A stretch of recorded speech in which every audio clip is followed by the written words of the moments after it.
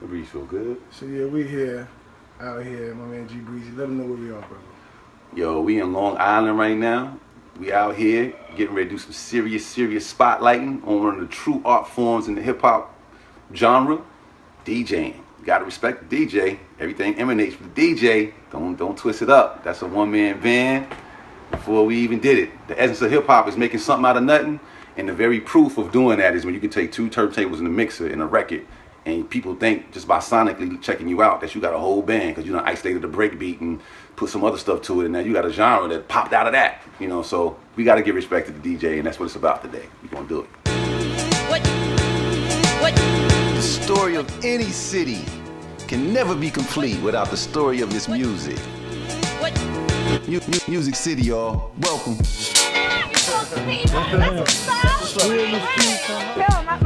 My cousin asked that shoe, yeah, that's him.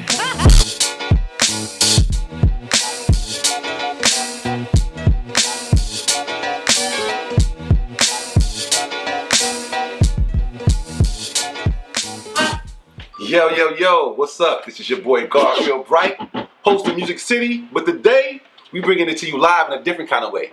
Yeah, I do Music City, but today is Music City Sidebar, right? And we're gonna give homage to the DJs in a real way. I'm gonna let this brother right here, this cold brother, introduce himself, but best believe we talking about somebody with some hands and some skills, right? Let them know what it is over here, brother, man. Let them know who you are, you know, what it is. What up, everybody? It's your boy DJ Diamond, the artist. And, you know, if you want to know what I'm doing, just Google me, man. I do a whole lot of stuff. But no, for real. Instead of using your fingers to type the Google stuff, I mean, you know, I DJ for a couple of people you might have heard of. You know, this girl that sings, her name is Beyonce. There's this gentleman that used to sing. He passed away. He also played the guitar and the drums and piano and the horns and everything else. His name was Prince. You know, I did this show called Making the Band. You know, some people might know me from that. Yeah, I work with some groups, you know, like you ever heard this guy named RZA, worked with the Grave Diggers. There's another group in hip-hop. There's a hip-hop duo called EPMD. You know, I've worked with them in the past. I work with them now, too. You know, I do a lot of stuff, man. I do stuff. DJ Diamond, the artist. They call me an artist because I'm sensitive about my ish. Yeah, digs. What up, family? How you? What the guan? Everything good, man? Yes, sir. Yes, sir. Good King Curry, man. Look, man, it's my honor and my pleasure to be here. And one of the main things is, you know, when you talk about hip-hop, and now the 5 elements, you know, when you add the knowledge portion to the game, the original element, man, was, you know, if you took the Clyde Campbell coming from the Yard Club in Jamaica, bringing that clash system over here, starting the block party sound, boom, people catching on, B-boys coming out when he isolating the breakbeat. Right. Like, where did your influences come from? I know that's the origin of hip-hop, but the DJ has always been the centerpiece. Well, I mean, you just really said it best. My original interest is from my brothers. Okay. DJ Greg G and DJ Maniac. They brought turntables into the household when I was like 7, going on 8 years old. The shorty. And I was like, you know, that's cool. I was like, you know, what's going on there? That's crazy right there.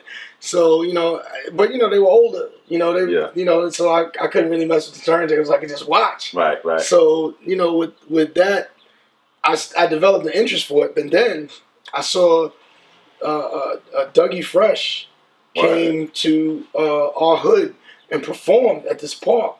And if anybody knows about Dougie Fresh and the Get Fresh crew, he had not one but 2 DJs. So he's rocking, but he had Chill Will here and Barry B here. So as a little kid, I looked up and I was like, wow, you know, I really want to do that. So was one of my brothers with me. He was like, oh, you want to rap? I was like, no, I want to do that. I want to do what you guys do.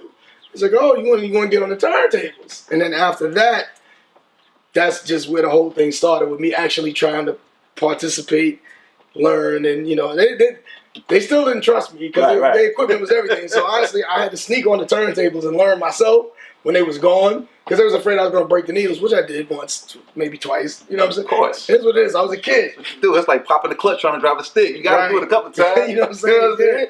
But tell me who your like who, because you told me a little thing earlier that somebody took you on this. Oh, okay, yeah. Tell me that story, man. My bad. There's so much to it. I know. The start, like I said, was from my brothers Greg G and DJ Maniac from Brooklyn, representing. And then when I moved to Long Island, I I didn't have turntables no more. I didn't have no access to nothing. So I was back to square one, and I was like a crack fiend. I was fiending to get on the turntable. I was like, yo, you gave me a taste of this for like a year. Now I have nothing. I was like, what's going on? And I met this dude, this real cool guy. He does a little bit of hip hop here and there. He raps and he even sings sometimes. You might know him. His name is Biz Marquis. Yeah. So I'm this little kid. I was a TJ Swan fan, yeah. Swan he was another big brother. Swan was another big brother. So I gotta be now. I'm like 10 and a half, maybe 11 now. Yeah. So now I'm in Long Island, and now I meet this big crazy character, Biz Marquis. Wow. And I met him right before he made his first record, but he was in the industry. But he never had his own record out. Right. But he was, Marley Marl took him under the wing. Yeah. He was with Mr. Magic, Roxanne Shante. And he just took a liking to me. And he would always, this is what he would do. He was always bring the tapes down the street to let me hear them. What? He would bring the boombox and bring the cassette tapes. So I heard the Force MCs. Right. It's your first scratch. Before they was the Force MDs. Yes. You know what I'm saying? I heard the Cold Crush Brothers. I heard Biz Marquis kept me in the loop with hip hop. He kept me, because I was in the suburbs now. There was no hip hop. Yeah. I moved from the city where that was it. Going down. And there was nothing going on in the burbs. There was nothing. So he kept me in the loop. He was like, this is what's happening. He's like, because I know how much you love hip hop. So I heard Treat 'Em Like a Prostitute. Oh, wow. I heard The Rulers back. Oh, wow. I heard Lottie Dottie when they were all demos, before they were ever a record. Wow. Probably 2 years before they came out on wax, I heard those songs. Because you talking about 86. Yes. I was a kid, man. Yo, I remember, that's crazy. Another thing that had a big impact on me in terms of DJs, that really opened my eyes to how dope they were. I went to my first Fresh Fest. Oh, wow. And so, Is that the one where Daddy-O tripped off the stairs? Nah, but I heard about that. That's the one I went to. Yeah, that's the one I went to. I heard about, but look. No, shout out to Daddy-O, though, from Stetson Side. Let me tell you why. He was the original Beyonce. Word? Okay, now everybody remembers, first of all, I DJ for Beyonce. I did world tours with her, so I know the woman well. She is the ultimate professional woman, okay? Now, everybody knows the famous Beyonce fall on TV. She got up and she was on beat. Like nothing ever happened. That's Beyonce. Daddy-O did it first at the Fresh Fest. What? He was like, yo, everybody up there, yo, we gonna have a good time. Yo, he didn't miss a beat. He came out and he stumbled and mumbled and came up like he was a champ. And everybody wanted to laugh, but he did it so fast. He was too smooth with it. So salute to Daddy-O. Because you taught Beyonce how to bust her behind and get up and sing. Let me tell you one thing I respect Daddy-O about, outside of how dope he was just as an artist all them years. But it was a group out of the West Coast called the Freestyle Fellowship. Right? I've heard of them. Yes. You gotta be conscious, you gotta be free. Yes. And he was on that joint, the sharpshooting wizard, but not the grand dragon. I was like, yo, go ahead. I just had to give him props real quick. Yes. But when I went to the Fresh Fest, man, now the group like Run DMC was popping, so Jay was there. Right. You got Grandmaster D from Houdini. Right. Boom, boom, boom. And they had Funky B, they had all that stuff. Right. Everybody shout out to my man Ecstasy from Houdini. That's like Big Bro right there. Yeah, actually, Jalil, all of them. Yeah, but who was the surprise? Like, Grandmaster D was dope because he was elbowing and then turning around. Right. But the dude who I did not think was going to represent and killed everybody, I got to give it to the brother from Philly, man. Jazzy Jeff comes up on, you know what I'm saying? Yeah. He get the Transformer was born, brethren. Yeah. Yo, I did not, because Fresh Prince, parents just don't understand compared to like Houdini and Run DMC, you thought this Eric B. Rakim. Jeff comes up there and just freaks it out. I'm a little dude, I'm like 12 in there, like, yo. Well, Philly on the whole, though, Philly has some beasts of the DJ, the turntablist community in Philly was always before, way before Qbert and them came from the Bay Area. It was, also DJ Aladdin from the West Coast. Yeah. Joe Cooley as well. Yeah. But it was always Philly versus New York for the title. For the titles? And then sometimes you get a West Coast dude like Joe Cooley in there. That's crazy because in the next segment, I'm going to ask you to define these styles. Just like in boxing, like New York got a flashy box styles, Ab Judah, and Philly always had the blue collar, you know, Joe Freight. Right. DJ and the MC, I want to, you know, if I talk to Cassidy versus him, so I want to really talk about that next segment, man. We're gonna go to a break, but when we come back, we're gonna build on that real rap. Get into it. Music City Sidebar. Yes, sir. Respect the DJ. That's me. DJ Diamond, the artist. I'll let your boy. You know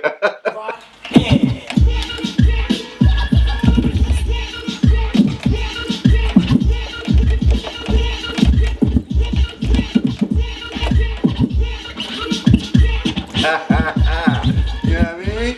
Oh, get nasty, Diamond, with him. Yeah, brethren. Look, I see you, man. I see you, Diamond. You know. We back to Music City Sidebar. Respect the DJ. I'm here, DJ, the Diamond, the artist. Yes. And look, I'm you know, we were just talking about Philly and New York in terms of the contrast of the DJ styles. And he was like, they go hard in the paint. And I was saying, like in boxing, it's always a Philly New York style difference. Like the New York Ab Judah, flashy, even the ball players. You know what I'm saying? It's always a style. Like even the haircut. Like Philly had the scoop. Right. The brothers over here had the high top. You know, it's like always a little. Boston invented the Gumby with the accident with Bobby Brown. That was an accidental cut. That's where I'm from, so I'm holding that down. But for you, man, as a DJ from the city, man, what you know? Well, first of all, in the big picture, talk about the style differences between maybe like the New York, and maybe point some people out, you know, with the style differences.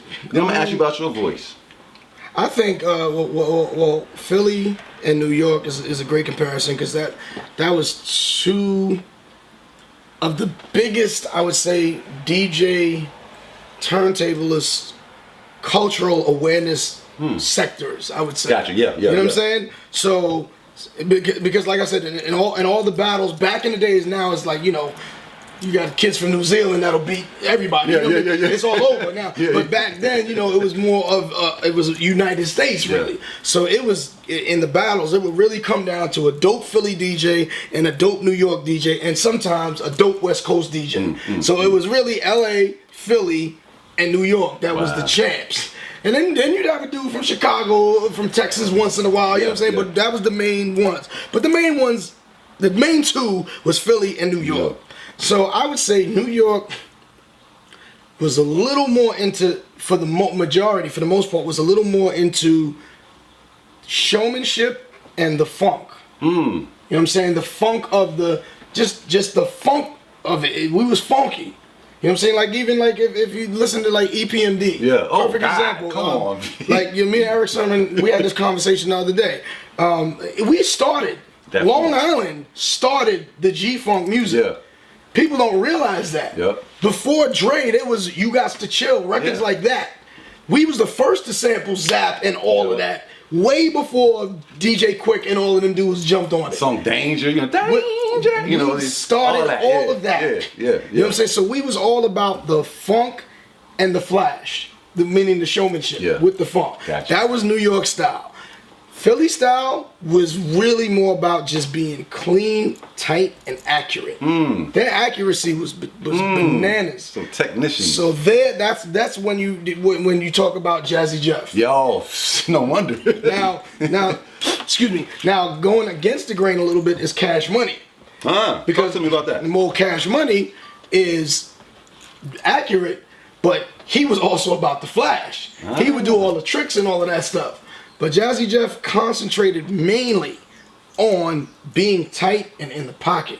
That's why he went so far with Transforming. My God. Because he mastered he didn't invent Transforming. Not my fault. But he mastered it. Because I thought he was the man with that. The original inventor of Transforming is the original DJ Spinbad from Philly. Wow. He's the one who really came up with it. Then, you know, it spread to, you know, Cash Money, to I don't want to forget. There's another. It was Grand Wizard Rasheen, I think. I don't want to mess up his name. I think him, and then Jazzy Jeff. Okay. But Jeff, according to the world, Jeff is the master of transforming, which he is. I was blown away by that dude, man. He's the transformer. Never heard nothing like that. Master. But it's just like with Q-Bert from the West Coast. Q-Bert did not invent the flare. But Q-Bert did not invent the flare. It's called a flare scratch because DJ Flair invented it. However, Q-Bert perfected it and brought it to the world. Gotcha. So you would think that Q-Bert... That's good information to know, man, because you got to know your history to give props to the right cats. Yes. You know, people creative. Yeah. So now for you, you know, with your voice coming up as a DJ, you know, Biz taking you on your arm, you had your brother's influence, you in Long Island, you coming from the BK, like you, the influences around you. I had a little bit of everything. Yeah, you eclectic with yours. So your voice starts to develop. What are the key things that you think are the essence of your sound as a DJ? Like, what's the thing that you feel like you bring to the table? Well, you know, I don't know what the essence of my sound is because the funny thing is the same segueing into my album. Yeah. My album project is called Don't Label Me. And it's called that for a reason because musically, I think, you know, there's this box, and I think way outside the box. Don't get in it. You know, and I tell people all the time, you know, my first single, Respect the DJ, is an authentic boom bap hip hop record. Sound like I made it in the basement in '92. Right. You know, it's that. But don't get hell bent on that because my album is gonna have so much variety on it. You know what I'm saying? Because why? I'm a world-renowned open format DJ. When you hear a 2-hour set from me, you're gonna hear hip hop. You're gonna hear Caribbean. Now let me ask you this. You're gonna hear rock. You're gonna hear Latin.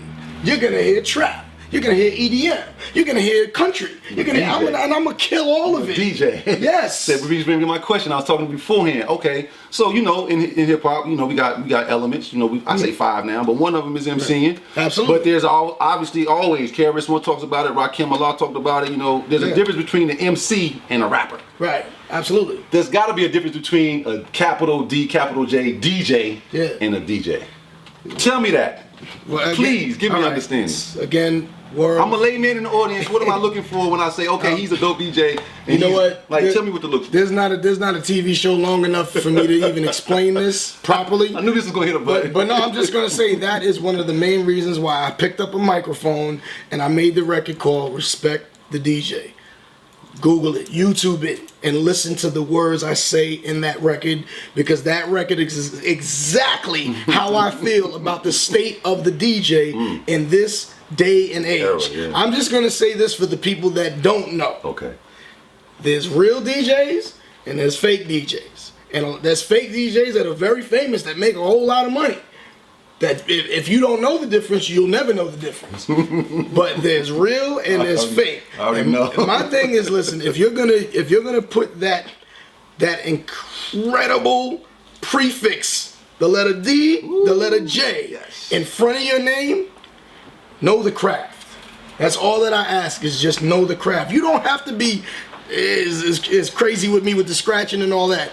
Even if you basic with it, just know the craft. But now you have so many that don't even care about the craft because they're already popular doing something else. And they're like, hey, I can jump on this DJ wave, fad, whatever it is, and I can Milli Vanilli my way through it. And that's what they do. Come on, man, you a singer. You already know. Was you cool with that? Nah. You're not cool with that. You sung acapella to make sure people knew you know what? Here's a perfect example. Okay. You got all the celebrities DJing now because it's the in thing. And a lot of them was already rich. They don't need to work. I don't know why they're doing it. Perfect example, Alicia Keys. She jumped in the DJ game. She might have jumped out of it. But she jumped out the window with this video that she did. It was her DJing. Swiss was behind her like, yeah, go ahead, baby girl, you know, everything. And I'm up here like, oh, okay, Alicia's probably going to be dope. Because she's a dope singer, musician, blah, blah, blah. It was fake. The hands wasn't matching the movements. It was Milli Vanilli.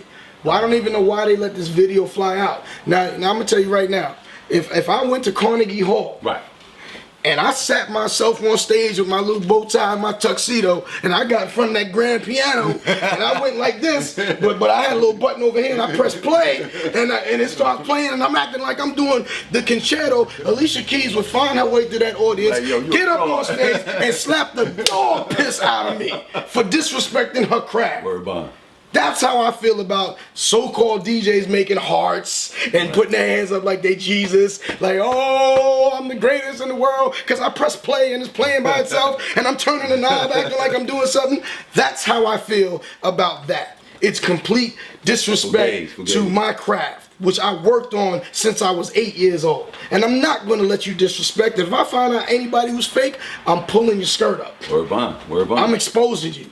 Okay. Respect the DJ. You will respect the DJ. Put some spec on their name. Hey, check this out. Put some spec on my name. Before we end this segment, can you just give me maybe like 3 or 4 verbally tell me some technique, some things that you look for as a DJ, like bass scratching, or what is it? What are some terms that certain people don't know what they're looking at when they see it? Number one, I look for, first of all, are you really doing anything? Are you really doing this? You know, because you can easily mimic, like I said, do the Milli Vanilli and have like a 90-minute track playing, but make it look, but you study that track so well, that mix, that you know when it transitions. Like doing your favorite song, you already know the words. Oh my God, I see DJs doing this at clubs. What? And then I look at the club owner, I'm like, you're paying this guy to play a mix that he might have downloaded offline from somebody else. You know what I'm saying? So I look for, are you doing something real? And secondly, I look, okay, can you keep it on beat?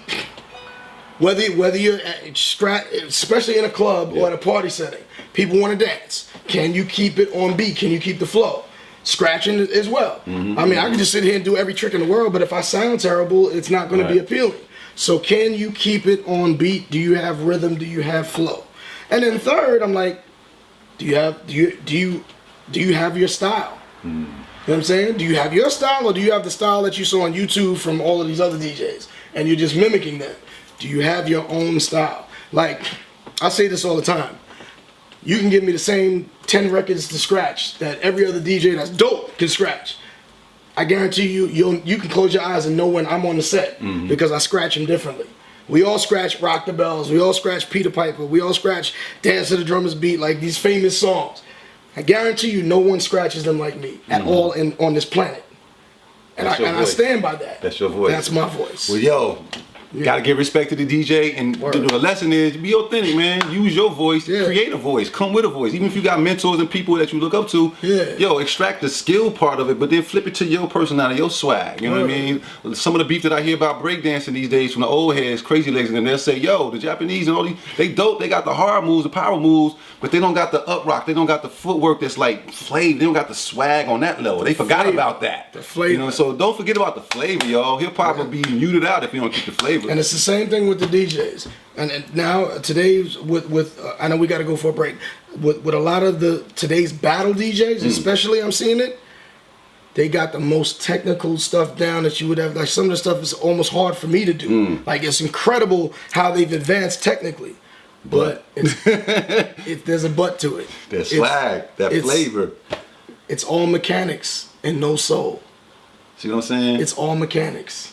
Like, we ain't inventing fat laces and Pumas no more. Yeah. You're like, what's like listen, every car company has a car, but does every car detail the same? Is the leather the same? Is the piping the same? Is the steering the same? Does it feel the same? Does it handle the same? No. There's subtle differences. A lot of these DJs, there's no difference. They're all robots. They all stand here like this, and they all do the most technical stuff in the world, and they're DJ robots, but they don't have no flavor.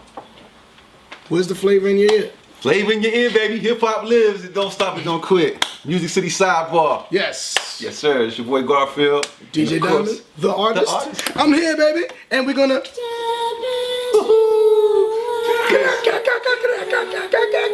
Yo, this joint right here.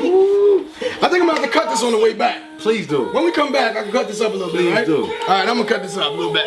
But for now. We'll be right back after these messages.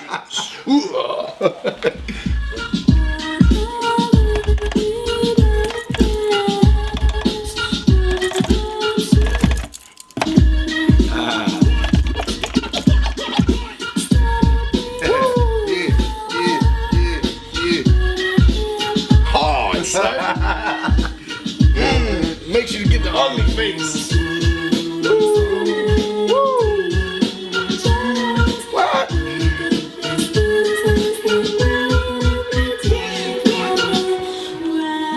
They got this off. Chris got this off.